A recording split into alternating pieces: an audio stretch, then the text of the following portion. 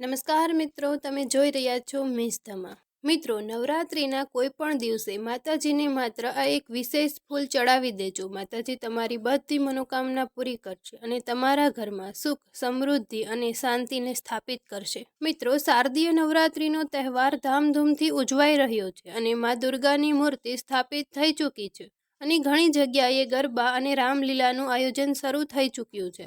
અને હવે દેવી દુર્ગાના 9 સ્વરૂપોની પૂજા કરવામાં આવશે. નવરાત્રિના 9 દિવસો દરમિયાન ઉપવાસ પણ રાખવામાં આવશે. મિત્રો, આ 9 દિવસ દરમિયાન માતા દુર્ગાની વિવિધ વિધાનથી પૂજા કરવામાં આવશે. મિત્રો, વિડીયોમાં આગળ વધીએ એ પહેલાં વિડીયોને એક લાઇક કરીને ચેનલને સબસ્ક્રાઇબ જરૂરથી કરજો અને કોમેન્ટમાં જય અંબે જરૂરથી લખજો.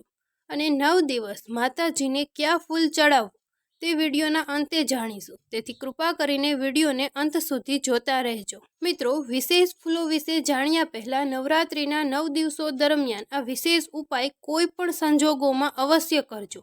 માં દુર્ગાને ચડાવેલા ફૂલોની વાત કરીએ તો મોગરા માં દુર્ગાને ખૂબ જ પ્રિય છે. આ નવરાત્રિમાં તમે દેવી માતાને મોગરાને અર્પણ કરીને તેમના વિશેષ આશીર્વાદ મેળવી શકો છો.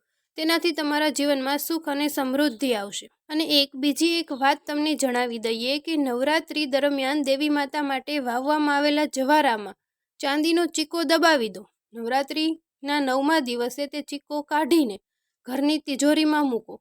ઘરમાં ક્યારેય સંપત્તિ ઘટશે નહીં અને સંપત્તિનો વધારો થશે. મિત્રો, નવરાત્રિ હિન્દુ ધર્મમાં એક મહત્વપૂર્ણ તહેવાર છે, જેમાં દેવી દુર્ગાના 9 સ્વરૂપોની પૂજા કરવામાં આવે છે. તેમાં દરેક દેવીનું એક વિશેષ સ્વરૂપ હોય છે અને તેની સાથે કેટલાક ખાસ ફૂલો પણ જોડાયેલા હોય છે. દેવીને પૂજામાં ફૂલોનું મહત્વનું સ્થાન છે, કારણ કે ફૂલો માત્ર દેવીને પ્રસન્ન કરતા નથી, પરંતુ ભક્તોની પવિત્રતા અને ભક્તિનું પણ પ્રતીક માનવામાં આવે છે. મિત્રો, જો નવરાત્રિ દરમિયાન દેવી દુર્ગાની પૂજા યોગ્ય ફૂલોથી કરવામાં આવે તો તેમના આશીર્વાદ મેળવવાનું વધુ સુલભ બની શકે છે. ચાલો જાણીએ કે 9 દેવીઓના પ્રિય ફૂલ ક્યાં ક્યાં છે. મિત્રો, નવરાત્રિના પહેલા દિવસે એટલે કે દેવી શૈલપુત્રીની પૂજા કરવામાં આવે છે. તેને ખાસ કરીને સફેદ અને ગુલાબી ફૂલો ગમે છે, તેથી ભક્તોએ ગુલાબ અથવા ચમેલીના ફૂલને અર્પણ કરીને તેમની પૂજા કરવી જોઈએ. નવરાત્રિના બીજા દિવસે બ્રહ્મચારિણી ભક્તો દેવી એટલે કે બ્રહ્મચારિણીની પૂજા કરે છે, જે સફેદ ફૂલોને ખૂબ જ પસંદ કરે છે. ખાસ કરીને કમળ અને ચમેલીના ફૂલને તેમની પૂજામાં વિશેષ માનવામાં આવે છે. દેવી માતા આ ફૂલોથી પ્રસન્ન થાય છે અને ભક્તોને સાદગી અને સંયમનું વરદાન આપે છે. નવરાત્રિના ત્રીજા દિવસે દેવી ચંદ્રઘટાનું પૂજન કરવામાં આવે છે. તેમને ખાસ કરીને લાલ રંગના ફૂલો ગમે છે. તેમની પૂજામાં હિબચક ફૂલનું વિશેષ મહત્વ છે. આ ફૂલની પૂજા કરવાથી બહાદુરી અને હિંમતના આશીર્વાદ મળે છે. નવરાત્રિના ચોથા દિવસે કુષ્ઠમાંડા માતાને પીળા ફૂલ અર્પણ કરવા ખૂબ જ શુભ માનવામાં આવે છે. તેમની પૂજામાં ખાસ કરીને સૂર્યમુખી અને મેરીગોલ્ડનના ફૂલોનો ઉપયોગ કરવામાં આવે છે, જે સુખ અને સમૃદ્ધિ લાવે છે. નવરાત્રિના 5મા દિવસે શક્ત માતાની પૂજા કરવામાં આવે છે. તેઓ લાલ અને પીળા ફૂલોને ખૂબ શોખીન છે.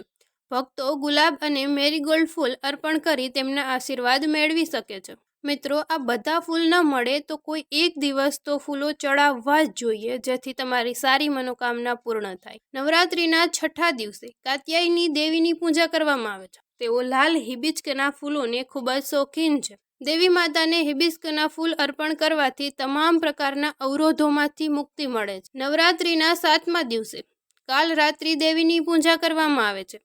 તેમને નીલકમલ અને ચમેલીના ફૂલ અર્પણ કરવામાં આવે છે. આ ફૂલોની પૂજા કરવાથી કોઈ પણ ભય અને કષ્ટમાંથી મુક્તિ મળે છે. નવરાત્રિના 8મા દિવસે મહાગૌરીની પૂજા કરવામાં આવે છે. તેમને સફેદ ફૂલો ખૂબ જ ગમે છે.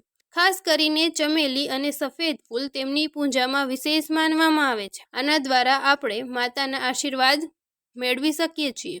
મિત્રો, નવરાત્રિના 9મા અને છેલ્લા દિવસે સિદ્ધિદાત્રી દેવીની પૂજા કરવામાં આવે છે. તેઓ લાલ રંગના ફૂલોને ખૂબ જ શોખીન છે. ગુલાબ અને હિબિસ્કના ફૂલ અર્પણ કરવાથી સિદ્ધિ અને સફળતાનું વરદાન મળે છે. મિત્રો, આ 9 દિવસમાંથી કોઈ એક દિવસ તો આ ફૂલોને અર્પણ કરજો જ, જેથી તમારી બધી મનોકામના માતાજી પૂર્ણ કરે. તો વહાલા મિત્રો, તમને આ વિડીયો ખૂબ જ ગમ્યો હશે, તેથી વિડીયોને લાઇક કરી શેર જરૂરથી કરજો અને ચેનલને સબસ્ક્રાઇબ કરી કોમેન્ટમાં જય માતાજી લખી નાખજો.